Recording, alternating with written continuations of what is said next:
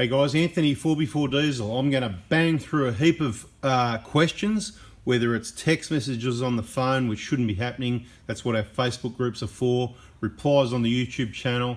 Bang, questions and answers, one after the other. I apologise, I did start a video. I was going to include cleaning the air box and finding, because the dust leaks and all that. So that went on a bit. There was a lot of information in there, so separate video. Now it's Q&A time. Quick tip. If you're thinking about installing a tank for your compressor, see we've got the little ARB compressor over here, no tank, just a little mini tank that's on there. Some people install a big tank. You don't need to do that. We've had a genius enlighten us all to the fact that you can use your spare tyre. Funny that, isn't it? You can pump it up to 80 PSI, you could probably even go higher. He's left it on 80 PSI for a long time now, doesn't do any damage. That's the maximum pressure they're allowed to be. I'm sure they allow for a little bit more, but I'm just saying, if you need a big tank of air, you've got a spare tyre. Another really old topic, I'm going to be really short and sweet. If you want to know about catch cans, go and have a look in our playlists. I'm sure there's one called Catch Can or Catch Can Information. Going to be really short and sweet. The catch can doesn't solve your problem. You don't need a catch can. It's a waste of money. People are taking them off and put them for sale. Apparently they're $300, $400, $500 worth, plus installation. There's a number of problems you can have with them if they become blocked because the engine isn't ventilated or breathing like it's designed to do. That's one problem you can have. It's reducing the amount of oil in the intake, not stopping it, therefore doesn't stop the problem. And the oil in the intake is not the problem at all. The problem is the exhaust gas recirculation, feeding exhaust gases back into the engine, and until they put a filter on it, kind of like they have on this engine, they've got a DPF there. They could have taken the clean exhaust gases from after the DPF and took it around and put it into the EGR, but you know what? They use the dirty gases because they're just not that intelligent. The EGR is your problem, not the oil in the intake. With these dust in the airbox on the clean side, like over here on this one, and also the 1KDs and many other four-wheel drives, it does happen. Someone made the comment, can't be much worse than having that EGR soot flowing, the exhaust gas recirculation, all that dry abrasive soot going through your engine. Spot on, it can't be much worse, can it? A little bit won't hurt. The engines are tough, but you want to avoid it and keep it to a minimum. I'm not the only one that's experienced seeing dust on the clean side and on a lot of vehicles then applying dust and getting no dust on the clean side. So the grease on the seal certainly works in a lot of circumstances, so it's worth doing. It's easy to do. We use rubber grease, okay? It's that red stuff. Anyway, the point is, once the air filter becomes blocked, the engine, this thing here, it's going to pull the air it needs one way or another through that element, bringing some dust with it because it's blocked with dust. We did a video cleaning the cabin filters on trips and someone put a comment, just replace it. Well, you can just replace it. The genuine's about $60, and if it's only done 5,000 Ks and it's full of dust and all you need to do is blow the dust out, you're wasting a lot of money. So blowing the dust out gets the flow back. It still filters. It doesn't need to be replaced. Once they get old and crap, that's when you replace them. Trying to help people save money here. And if you're going to replace it, you could be replacing it every week on a trip. Could cost you $300 in cabin filters. Ridiculous. All you got to do is blow it out. Okay, someone's asking about EGR coolers. If they're cracked, have you got a video on that? Well, I'm sure we've mentioned in a number of videos. There's lots of videos and there's going to be lots more. If you've broken your EGR cooler, it's all because someone left that bolt out. Now, this is not the engine. This is a 1GD, but on the 1KD, the coolers are in here and there's a bolt that mounts it. If someone leaves it out, that's why it cracks. You can get it welded if you can find a good welder, or you can replace it. A new one's about $800. So you can go to the wreckers and get one for a couple $100. Just a quick comment to do with the comments on the engine size. It's not a 2.8, it's 2.755. Let's call it a 2.7 because it's almost closer to 2.7 than 2.8. No, it's not actually, is it? You can't, there's no replacement for cubic displacement, okay? You can give it a remap, a tune, doesn't matter if someone's done an aftermarket or Toyota. Toyota are probably better at it. It's still a small engine, it's undersized for the vehicle, and it's just not going to do the job of a correct size engine that a correct size engine in a vehicle would. To do with the air leaking, and there's a comment here that's pretty well bang on. Hi, issues. Filter dust capacity insufficient. This by default strains the mechanicals. Engine air demand does stay the same, that's correct. The suction finds air from whatever source. Box flexes, seal leaks, dirty air, engine breathes dirty air. Well, you're sort of right, but you're wrong, as demonstrated in the previous video. But that's right. The capacity is insufficient. You could say that. It's sufficient for on-road. It's sufficient for a small amount of dust. It's sufficient if you do your maintenance and change your air filter when and before it comes blocked, right? So it's sufficient for that, but it's not sufficient to drive around for months in dust, okay? So it's certainly not, and the suction will find air from whatever source, that's correct, but in this case, the box isn't necessarily flexing. And in our previous video where we showed the airbox, what we thought was leaking here, whatever, it wasn't actually that, although it looked like that, because now we've worked out, and with further investigation since I did the video, I'm quite confident that all the dirty air is being sucked in from each side of the air filter. On the other video where we checked on the trip on the K&N filter and the standard genuine Toyota filter, both had grease on the seal. The genuine one had a lot cleaner in the airbox. I believe that was because it didn't have a bull bar and didn't have a snorkel. The vehicle with a K&N did have a snorkel. Somebody said, keeping in mind it only takes a few grams of dust to cause irreparable damage to an engine. I disagree. Maybe some engines. This is what we work on. I've seen a heap of dust in these engines and other engines, a lot of Toyota 1KDs, whatever, and the engines have still got awesome compression. They've done hundreds of thousands of Ks and they're still going today. So I disagree with the statement, keeping in mind only takes a few grams of dust to cause irreparable damage to an engine. Some engines, perhaps. It also says panel filters are not up to the task, Outback style dust filtration. I would tend to agree, all depends how much dust you're in, a lot of variables there. That's why you don't see them being on used trucks, tractors, yeah, correct. John's all over it again this time, good to see. He says, I've never blocked the one-way valve. Why would you? That's on the bottom of the air boxes over here, right? Why would you? Right? It's the dump point for the spinner that separates the dust, dirt and dust from the air, spot on. And the water if it gets in there, particularly if you've got a snorkel. More chance water's going to get in there because rain and storms and whatever, forward facing water goes in, that's where it's going to want to drain out. But then you've got the holes in the bottom of the airbox for it to drain out also, unless you block those as well. Then she's going to start filling up. Something to think about. Somebody asked for a video on transfer cases. I've got videos on how to use them on our other channel, 4 Before Touring Australia. There's not much else to talk about with transfer cases. Every now and then the front seal leaks. It's mainly people have been out in the mud, bog holes and whatever. It's either that or them going home and hitting it with a pressure washer, pushing the dirt into the seal. So be careful of that. Other than that, we don't see problems with transfer cases, not much to talk about. But if there is, we will. We will do a video soon removing a transfer case and removing the front input seal. We've actually got one that has got enough of an oil leak that the client wants it replaced. To do with the how to wash a Proto diesel engine bay, someone said, Scotty, he'd have a heart attack if he saw this. Well, he would have a heart attack. He's old school, mate. He's good, but he's older, right? So you need to understand that I can tell you, I've been around doing this for a while and I've never had any issues washing down. You've got to be careful how you do things as demonstrated in the video. All care, no responsibility. Hey, don't do it, but I haven't had a problem.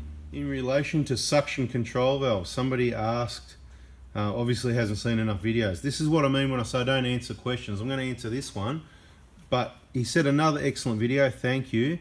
You mentioned possible symptoms, but are there any typical error codes associated with failing, malfunctioning SCVs? If I didn't say it in the video, well, then there's not. Kind of, it's pre-answered, you know what I mean? If there's something obvious information to tell you, I will tell you. But please keep asking the questions, but think about that. Watch the videos, all the videos on SCV. If I don't talk about a code, I've never had a code anything to do with suction control valves. The short ones are rubbish. The long ones are normal wear and tear items. You shouldn't need to change one. If you've got a short one, you've got to replace it with a long one, and you've got to get the right one. There's lots of dodgies going on out there with injectors, SCVs, and other parts. Like I said, if you want to make sure you get the right, correct, genuine parts, you get the parts kits from me. Back on deck Monday the 19th of April for a day, and then back on deck from the 10th of May. Okay, to do with the automatic transmissions just quickly. The A750F behind the 1KD FTV, that's the 5-speed auto. It will get torque converter lock only in 4th and 5th, not in 1st, 2nd or 3rd, okay? And only in high range. So 4th gear, converter lock, you're best off in 4th, less load on the engine, a little bit more air, keeping it cooler.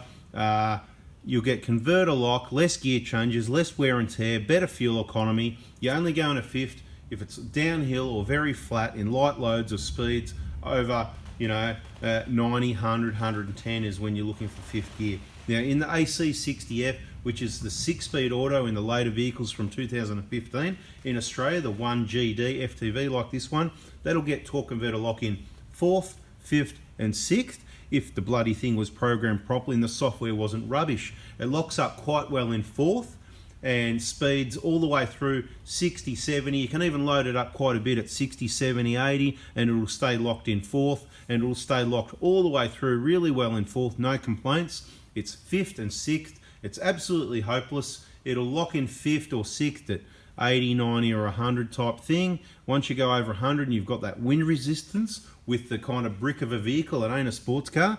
It's wind resistance versus horsepower, and you don't even get to accelerate more than bugger all, and the thing, it unlocks, it kicks down, from 6th to 5th, and it stays unlocked in 5th, and if you're driving and drive, you wouldn't even know what's going on, and your oil temp's going up, and it's cooking your oil. Long term, not good. Somebody says, hello my friend, I'm from Brazil, appreciate the information of the diesel system. No problem, mate, I appreciate your appreciation. Thanks for watching. Please give us the thumbs up, subscribe, turn the bell on. Hey, but you have already. All the smart people do. For all the comments on the dodgy, cheapest oil leak fix that works, just to let you know, we fully understand the operation of the transfer case, where the seals are. When it's not really a leak, when it's 5 mil a year, and we don't want to charge customers or have them waste their hundreds or thousands, whatever it is, to remove the transfer case, change the seals, do whatever repairs for a little untidy oil leak. It was more of a demonstration to show you how well the RTV works. It sticks like you know what to you know what, and it will last indefinitely. We've used it on other applications for decades. The stuff is absolutely awesome, and it was a way to show you how to clean, apply it. It needs to be clean to stick, and it will hide the problem. Yes, it's hiding the problem. No, it's not going to make anything worse. So if you've got a tiny little leak there, don't worry about it, just clean it. If you don't like cleaning it and it does your head and you just want to put a little thing, you go ahead, each to their own. But understand it was a demonstration of how to use the product and trying to save someone some money on something that wasn't really an oil leak. So questions like how long will it last? Indefinitely. A little bit more on suction control valves. Somebody says, see, this is the thing, I suppose when you come on board, it all depends where you come on board. I've been saying this for years, so I think everybody knows, but if you've just found me in the last few months or weeks or a year, you need to go back and watch the older videos, because all the information's there, and it's going to annoy people if I keep repeating myself too much over and over again. But the biggest symptom of a failed or faulty suction control valve, and it's not just on Toyotas, the Navara D40s are really, they use the same suction control valve. Stalling, engine stalling. If you haven't got the extra fuel filter there, which is causing problems with stalling and not starting and stuff like that, and they do, that's another thing. Stalling, okay, is your biggest one. If you can't, it's the engine stalling and everything else is right, probably the SCV if you've got one of those short pieces of rubbish. Oh, and we've got a whole heap of SCVs in stock at the moment and more coming. There's usually a bit of a shortage, but we're getting a few at the moment. Careful where you're buying from. Like I keep saying, get it from me, then you know what you're getting, okay? So Monday, the 19th of April, text me 8 AM in the morning, Melbourne time, if you're in Australia, and you can pay and I'll send you an SCV. More information on SCV, specific years that had the short ones, or we'll call them the compact type. That's officially what they're called, the compact type. One's a push type, one's a pull type. We'll just call it the compact type. They started using those from early Hiluxes, whatever, let's say, and they changed around about 2009. So if you've got the short one, it's rubbish, hit me up and we'll give you a long one, bang, it'll fit and all that, it's all good. If you've got the long one already, 09 onwards, so like a 150 Proto's probably got the long one, some late 120s, and Hilux is about that vintage. A lot of them are gonna have the long ones. Doesn't mean they can't be faulty, but they're 99.9999% no problem, and there's no need. I don't want to sell you one if you've got the long one already, you know what I'm saying? It's those short ones are rubbish, that's all. While we're talking about stuff, the people that are waiting for me to come back to get the parts, awesome. I'm already getting, so I got some messages from people while I'm away, and I'm back for a couple of days, you know, in and out on trips, as I said. And I'm just going through some messages, and you wouldn't believe the amount of people that went, oh, I went here, I went there, I'm getting him here, I'm getting him there. I'm just going, oh no, hand on face. I'm going, you obviously haven't been around long enough to trust a business that size to do a job like that, and where you get them from. And there's a shortage of a lot of injectors at the moment. You're going to end up with reman. They were remanufacturing thousands a month years ago, and they always wanted to ramp it up and do, I don't know how many they're doing. There's Chinese copies, Desnos, and there's also, Desnos are kind of like, there's a bit of brand faking, let's call it. So, for example, ICOM radios are a good brand in radios, right? But then Oricom came around. So it's almost a brand that's designed to trick you. Now, I'm not picking on Oricom other than I think it's a brand that's designed to trick you. And it's a bit like Denso injectors and there's Desno injectors. So someone can easily get confused and buy a Desno thinking it's a Denso, right? Because people don't know the brand that well. Now, and then you've got the Densos that are copies. So the Desnos aren't copies. They're kind of like they try to make it like it, but it's not it, if you know what I mean. So you don't want those. And then you don't want the Densos that aren't Densos either, that look just like Densos. So like I keep saying, be patient, get the parts off me. In the front diff oil change video, he says, nowhere does it show where to fill it. Well, the filler plug, it's a little bit higher than the drain plug. Sorry, I thought it's that simple that maybe I missed it, or I haven't watched the video again. Maybe it is there. Quite often people ask questions because they fast forwarded through a video.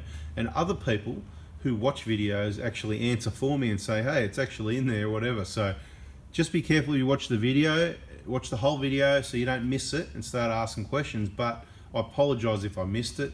Again, I'll have to stop assuming that, like for example, you drain the engine oil, that's where you fill up the engine oil, that's the dipstick. Sorry, obvious things, but I know some people don't know that. So I've got to cover everything that's obvious and not obvious. My bad. This guy says, I've been a car guy my whole life and built many engines, and this is some good info, thanks. Take his advice, guys. Subscribe, turn the bell on, tell your friends. A lot of people would agree that a vehicle this size, the Proto LC150, should have a V6 in it, and I totally agree. Whether it's petrol or diesel, hybrid, look, I think there should be really efficient V6s, hybrid, with a plug and a decent battery so that you can get a minimum range 50 to 100 k's without the engine even starting. That would be awesome. But look, we've got what we've got, and as I keep saying, don't buy anything at the moment. If I was you, I would sit tight, keep what you've got, and wait till something better comes along. Things are going to be changing over the next 5 to 10 years. Okay, somebody wants V6 info. I'll give you some V6 info. V6, the biggest problem on your V6. Well, let's go with the small common ones. The fuel filler hose goes hard, it cracks, unleaded pours out everywhere. If you drive over the guy in front of you, just threw a cigarette butt out the window, maybe it's not looking good for you. So replace your filler hose, right? Search my channel, the fuel filler hose that leaks, whatever, right? The one that goes into the back of the front fuel tank, okay? We've put the part number and everything, change that. There's a few things you can't avoid. One of the main thing is you want to do lots of oil changes. If you don't know the history of the vehicle, take the filler off. You can even take the filler neck off depending which engine. Look in the engine, see if it looks clean. If it looks clean, awesome. If it doesn't, you might want to pull the sump off and just check and clean that oil pickup. They're very fine and they can become blocked just from the normal unleaded petrol contaminating the oil and lack of oil changes. Lots of oil changes for the V6, please. Lots of coolant changes as well. Okay, it's an all alloy engine. They can corrode away. It's going to cause permanent irreparable damage. Lots of oil changes, lots of coolant changes. There you go. You've had 3 tips on a V6. Probably use premium fuel. It might be a bit cleaner or have some cleaners in it that help clean and lubricate your sender units. Another problem the V6s often have, the petrol, is the sender units, and there's 2 because there's 2 tanks and it's expensive to get the tank out and change those. It's going to be expensive fix. Yeah, like changing injectors, so don't think you're bulletproof. Okay, some people are going to say, oh, that hasn't happened to me. Lucky you, it's happened to a lot of people. Very small percentage of V6s compared to diesels. A lot of people have this problem, okay? Fuel gauge is not reading right. That's the problem. It's not going to stop the car. What's going to stop the car? Well, it's going to stop the car if that oil pickup's blocked, and it's not injectors, it's not seats leaking like the diesels, completely different. It's a thing that diesels won't do. I can run this engine for 40,000 k's without changing oil. It's not going to block the oil pickup.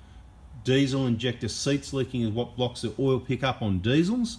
On petrols, it's a lack of oil changes, the deposits, the contamination from the fuel that blows past the rings contaminates the oil. The oil, it's just, you need to change it even more in a petrol than a diesel. The diesel, it's getting loaded with soot. They've both got their reasons. I recommend oil changes on any engine, 5,000 k's. Okay, lots of people are asking for recommended technicians or people to replace their injectors. This is the problem we've got, guys. There's heaps of people, hundreds and thousands of people, hundreds and thousands of cars, and there's not enough good technicians that can do the job right. And no, we haven't got all areas covered, and it's probably not going to happen. So unless you're completely mechanically unapt, or whatever the word is, right, and you can't swing a spanner, okay, you could be the best person for the job. So I highly recommend, as I recommend, Monday mornings 8 AM, text me, say, hey, I want to get an injector kit, bang. Or if you want, you can even pay the $550 deposit, goes toward any parts kit. You can get in the VIP, watch the full detail injector replacement videos. Don't try and replace injectors till you've done that. Watch them twice, watch them 3 times, watch many of them. There's lots of information in there. I can't train you to do a job that takes a day or two. In a short period of time, you need to really train yourself properly. This job's got to last. It's got to be right for, I say, 5 to 10 years, probably closer to 10. Who are you going to trust to do it? There's not many people I trust to do it, but I trust you if you watched a lot of my videos. Someone says, why is it the 1KD makes 126 kilowatt? I think it's one, so it's actually 127 in one engine and 343 Newton meters. It's actually 410 in the 1KD, right? So we're talking about the Proto. You're talking about the Hilux. Hilux is 126 kilowatt and 343 Nm, I believe, as you've written. The Proto, I believe, is 127 kilowatt and 410 Newton meters, right? Versus the 2.8 makes 130 kilowatt and 430 Nm is what he's written. Well, my understanding is it's 130 kilowatt and 450 Nm. But you know what? It just doesn't matter, right? Because it's just a remap. It's more fuel. They're quoting peak figures instead of flatline figures. So the way Toyota certainly used to do it. So let's say Nissan, for example, and they might say maximum torque 400 Newton meters, and it's like at that point right there. Toyota used to say torque, let's say 380 Newton meters, but it's sort of flat lines and then down, right? So it was a longer torque curve instead of short and sharp. I haven't looked at it. Maybe they're quoting short, sharp, maximum torque specs. I don't know. But there's only one way to wring the throat of this thing, and it's putting in more fuel for longer one way or another. The only way to get more power is to put more fuel. The engine's not going to last as long, and it's not genuine power throwing more fuel into a smaller space to make a bigger bang. No replacement for cubic displacement. And yeah, I've actually thought about remapping this engine, and I could have even more power and torque than any chip tune or any remap Toyota's done to sell it to you for an extra $5,000 because they gave it a few more, horsepower or whatever the case may be. The problem is, what's going to happen with the warranty, right? If you do your chips and your tunes, your remaps, whatever, as soon as there's an issue with the DPF or the engine, and we've seen those at Sims Metal, we've got the photos, we've heard things, there's plenty of problems with these engines you probably haven't heard about, or the transmission with the slipping torque converter. As soon as there's a problem, and oh look, this has been modified, so nah, not going to happen. We did a video replacing the alternator, or a few videos, a shorter one, more commentary, going through the steps, do this, do that, do this, do that, and then there was a longer one showing you all the difficulties, and if you're on the side of the road, all the fluffing around it could be, so be prepared. Somebody asked, what alternator did you use? Did I used on our 1KD 120 Proto a brand new genuine alternator. And as far as the gutlessness of this goes, you can look at the comments, you don't have to rely on me. As someone said, couldn't agree more, mate. I've got an 18 GXL Proto and a 14 SR5 High, so the 3 litre is better, right? And he's got the thumbs up on quite a few of those. So anyway, each to their own. I know some people have got pride, they've got this engine. I couldn't give a stuff. I'll tell you how it is, right? I'll tell you what you need, what you don't. I'm here to help you. I'm here to save you money. If you like how I roll, now's the time to subscribe. If you haven't already, turn the bell on so you don't miss the next message. One video a day. It's going to get you educated. If you miss a video, go back. If you just come along, you need to go back and watch some of the older videos. To make it easier for you, we've got some playlists there on all the hot topics. You can check those out. Just go to our YouTube page of the channel and have a look at playlists. Look guys, that was just flipping through the comments on the YouTube channel, and I only went up to 4 days back and I missed a whole heap. So you got to understand there's lots of comments, there's lots of questions. It would take me hours. I could stand here, I could go live, I could stand here all day every day and talk to you and answer those questions, and as fast as I could talk they'd be coming in and we'd be here forever. I suppose, yeah, it'd be a good way to probably get a lot more airtime, and you know, you can watch some more ads and I can make some money. It'd be a good full-time job actually. Never know, that might happen one day. Keep watching the ads, watch them all the way through, give it the thumbs up, subscribe, share the channel. Let's build it up, we'll put more time into it, we'll make even better videos. Alright, we've got people also messaging me asking, they've been on Facebook and they've seen little videos here and there. Do you have a full video you can send me? All our full videos are on our 2 YouTube channels. One's 4x4 Diesel, one is 4x4 Touring Australia. So spelt the same as 4x4 Diesel, except 4x4 Touring space Australia. I've got people asking for things and asking when I'm back from holidays. I'll be 100% back on deck from the Monday, the 10th of May.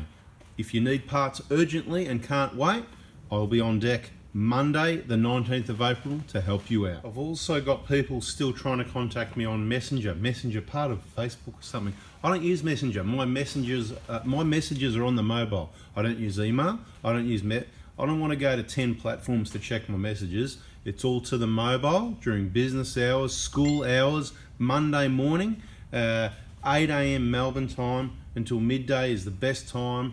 Later in the day if you need to, you know, if you're on WA, the other side of things, you're a bit later, so it's going to be getting to be late morning, whatever, because we need to get it all done, okay? Again, people asking questions that should be asked on our Facebook groups. That's what they're there for. Hope you're good, blah, blah, blah. Purchase a 2000 mil Grande petrol. Which petrol is good, 95, 91 or 98 for good fuel economy? Well, you've just answered your question. Of course, 98 is going to be best for good fuel economy, but it might not work out cheaper to run. But this is what you ask in the group, hashtag 1GR forever, and all the people that own V6s are there, so they can answer the question on what they get. And a lot of people tried this and tried that. I don't have one, so I don't know. Do you know what I mean? How much PSI should I keep in the tyre? Well, depends what tyres. Again, you have to be on our groups if it's a Proto, Oz Proto crew if you're in Australia. If you're not, one of the other groups will do the trick, like the engine group. You can ask about tyres if you need to. I can't do personalised messages, questions and answers for everyone. We need to do it in videos or on groups, help everyone all at once so that it's efficient. Quick answer for a quick question. Hi mate, at a servo, a lady has a Range Rover diesel, put 9 litres of unleaded in the tank. Will she be right to fill up on diesel and go? Tank is near empty. Now, this is an answer for everyone in every vehicle. It all depends on the size of your tank, right? How much unleaded you've put in and how much of a risk you want to take. Every diesel system's different. Don't do it, okay? So I'm going to cover myself and say don't do it, drain the tanks, pull the tanks out, but I think it's fine, okay? I think it's going to be fine in most makes and models, depending how much. 9 litres, well, certainly I know people that have put 50 litres of unleaded on, 30 litres of diesel, and they've driven long ways in these 1KDs, and you know, I'm not saying it doesn't do some damage, but mainly injectors, whatever, and very minor. Depends how long you drive, put more fuel in, whatever. There's a lot of variables, so I'm going to say it's not okay, but you're probably going to be okay, if that makes sense. Okay, I got a message from a bloke here. Thanks for taking on 2012 Proto. Burn a hole in the piston, will crack, not burnt, at 160k. Difference in my father, 18 months ago, he picked up that the injector seats were leaking, so it had already been butchered if they were leaking at 160. White smoke on startup.